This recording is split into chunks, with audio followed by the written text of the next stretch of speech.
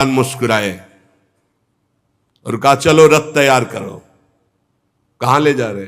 भीष्म पितामह जी के पास, क्योंकि ज्ञान समुद्रस्थ होने जा रहा है। इसीलिए महाराज युधिष्ठिर को असंतोष, जैसे गीता को प्रकट करने के लिए अर्जुन जी के हृदय में कार्पण्य प्रकट किया, मूढ़ता प्रकट की, शरीर कांप रहा है और कहा कार्पण्य दोषो प्रहत स्वभाव। वो कह रहे मैं अपने स्वभाव से उलट रहा हूं।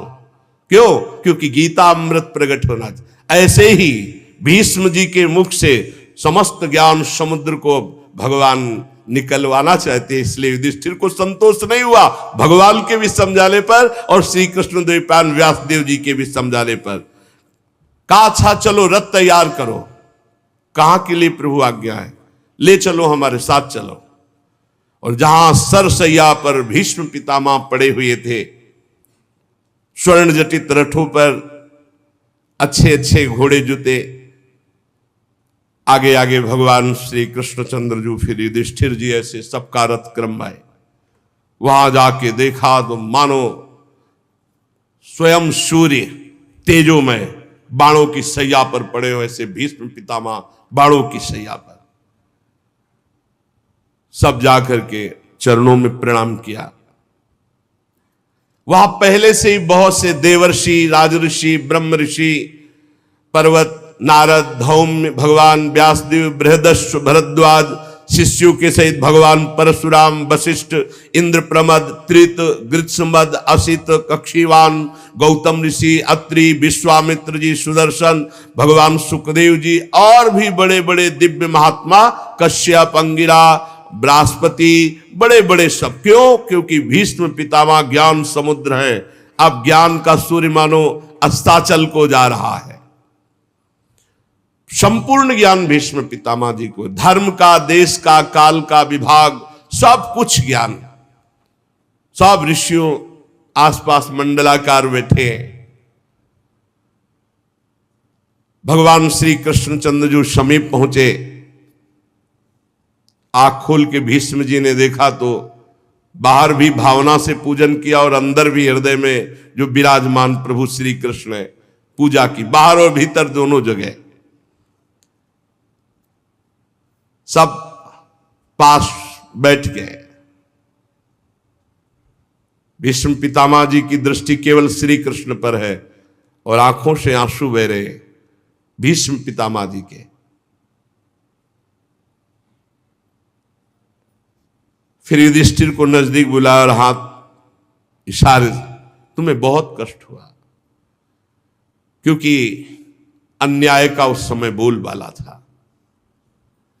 तुम लोग साधु सेवी, भगवत सेवी, तुमको इतना कष्ट नहीं होना चाहिए। तुम बचपन से दुख भोग रहे हो पांडव।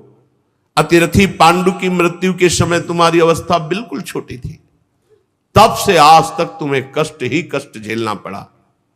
देखो ये ध्यान रखना, जैसे बादल वायु के वश में रहते हैं, ऐसे लोकपालों सहित संपूर्ण जगत इन श्री कृष्ण के अधीन है। ये काल के भी काल हैं। तुम लोग दुखी मत होना, ये इन्हीं की मंगलमयी लीलाएं हैं।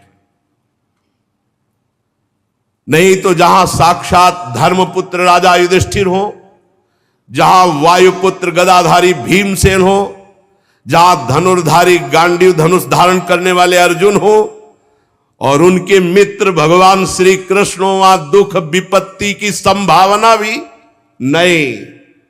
ये केवल इनकी लीला, श्री कृष्ण की लीला है। युधिष्ठिर, तुम इन कालों के भी महाकाल श्री कृष्ण को नहीं जानते हो, कब ये क्या करना चाहते हैं कोई भी नहीं जानता। बड़े बड़े ज्ञानी भी नहीं जानते। युधिष्ठिर, सब ईश्वर कोटि के जितने महात्मा है सब इनकी इच्छा के अधीन है। इनको कोई नहीं जान सकता। जितना जनाते हैं उतना ही जान पाएगा।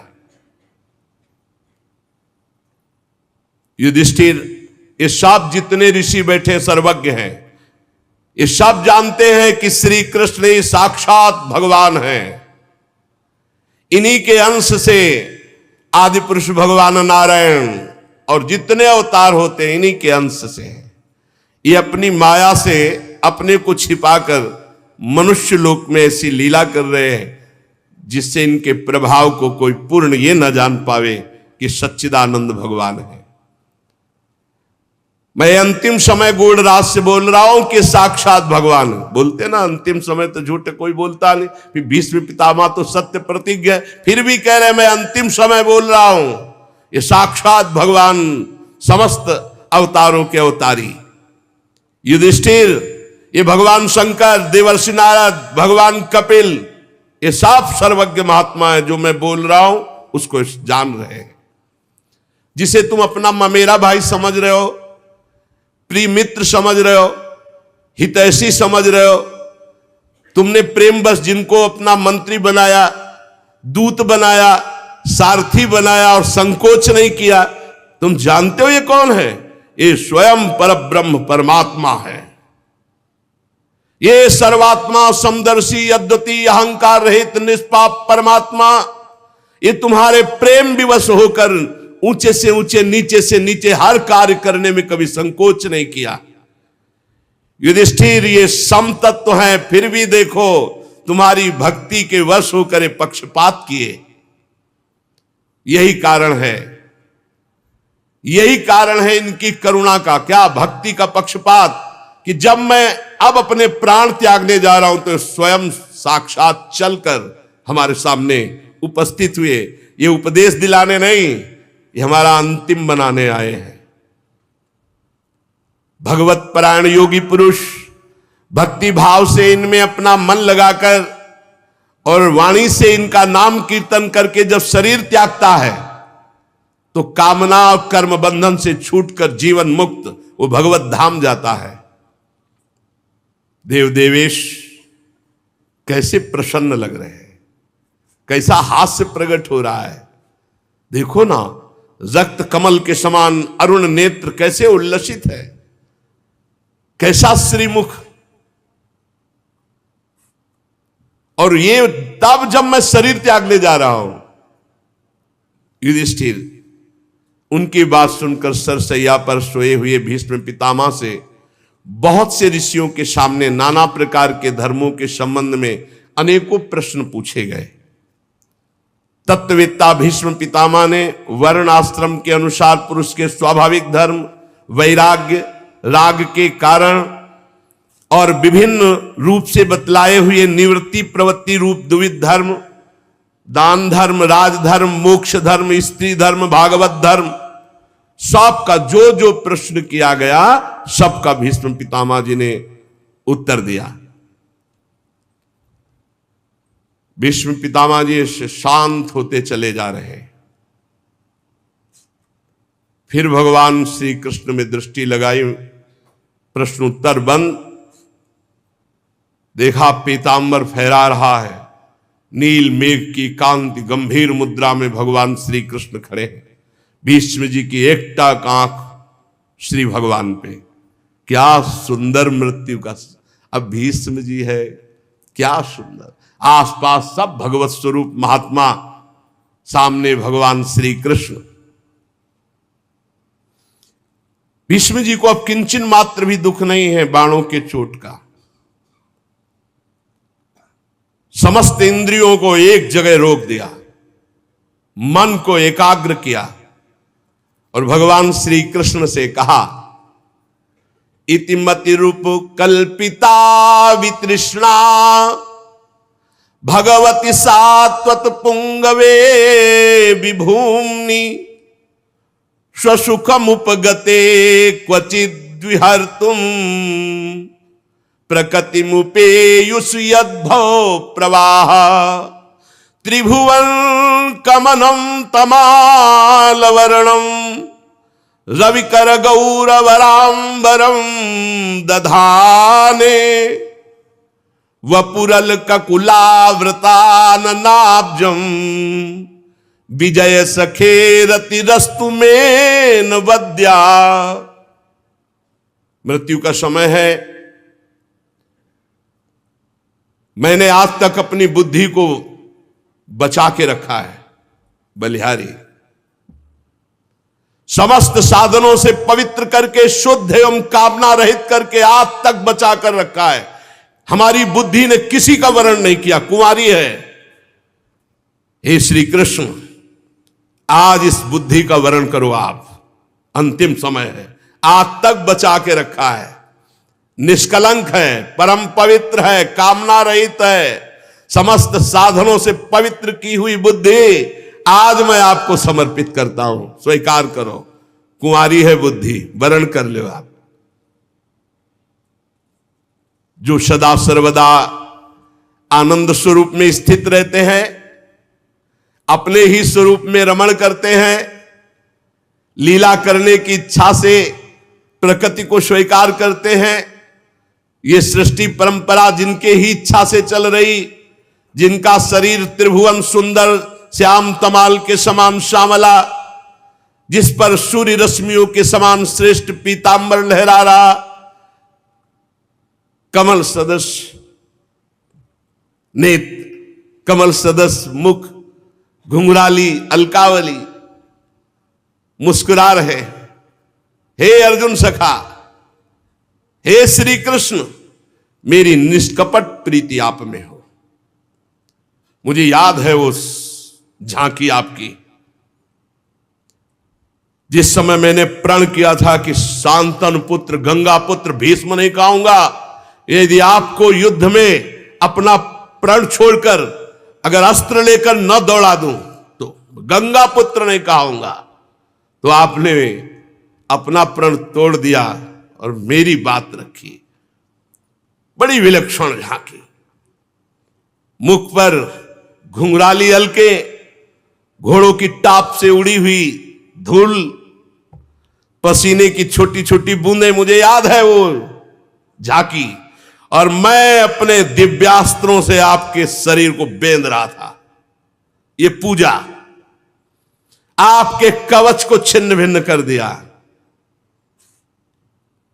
पर उस समय भी मेरा मन, मेरा प्राण, मेरा शरीर, मेरा अंतःकरण, मेरी आत्मा आपको समर्पित थी। अर्जुन सखे, आपने पार्थ के लिए सब सैनिकों की आयु छीन ली, विपक्ष की। मेरी परम प्रीति है आप में, आज खोल के बोल रहे, मेरी परम। उस समय भी मैं, जिस समय आपको बाण मार रहा था, मेरा जीवन, मेरा प्राण, मेरा आत्मा, मेरा सर्वस्व आप थे, खेल था।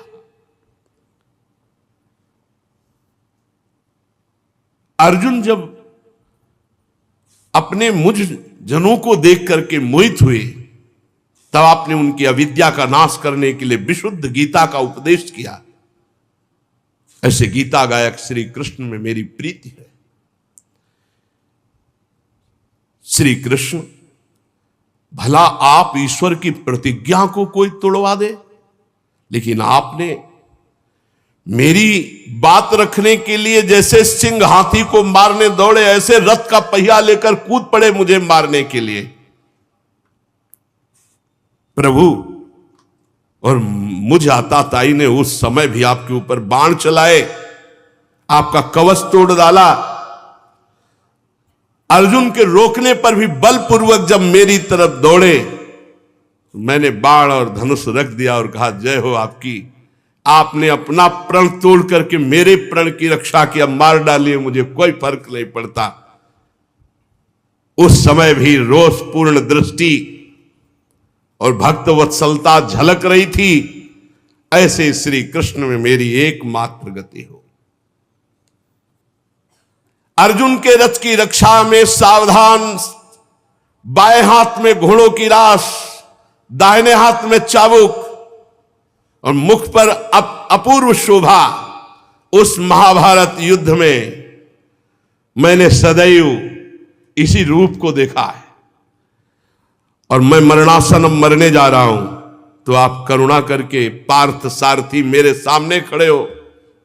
मेरी परम प्रीति आपके चरणों में हो।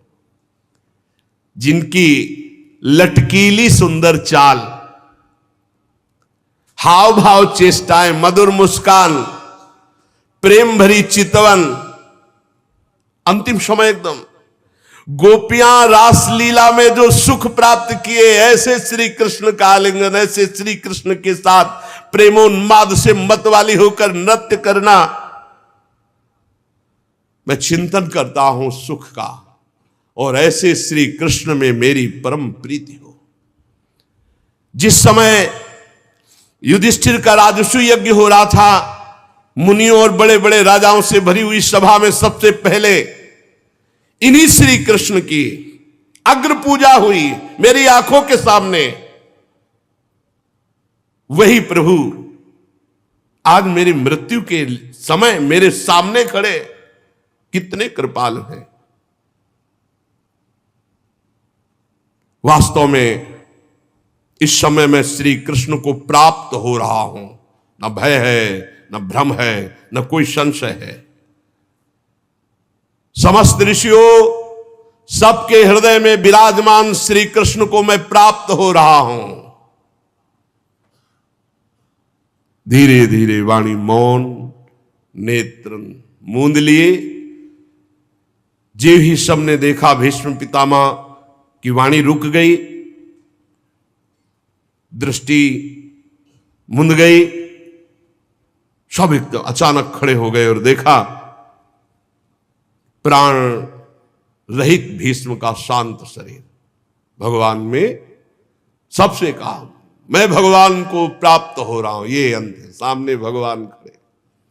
दृष्टि, मन, बुद्धि, चित्त, प्राण सब भगवान के चरणों में समर्पित कर दिया। अनंत ब्रह्म श्री कृष्ण में भीष्म पितामह जी वैसे ही लीन हो गए। आप चारों ओर सन्नाटा छा गया, जैसे दिन के बीतने पर संध्या काल के बाद पक्षियों का कलरव शांत हो जाता है। उसी समय देववाद्य बजने लगे, आकाश से पुष्पों की वर्षा हुई। भगवान श्री कृष्ण भी शांत गंभीर मुद्रा में, भीष्म जी का जीवन लीला शांत हुई। युधिष्ठिर जी भगवान की आज्ञा के अनुसार अंत्येष्टि संस्कार कराए। मुनियों ने भगवान श्री कृष्ण की पूजा अर्चना वंदना की। फिर सब ऋषिजन अपने अपने आश्रम को लौट गए।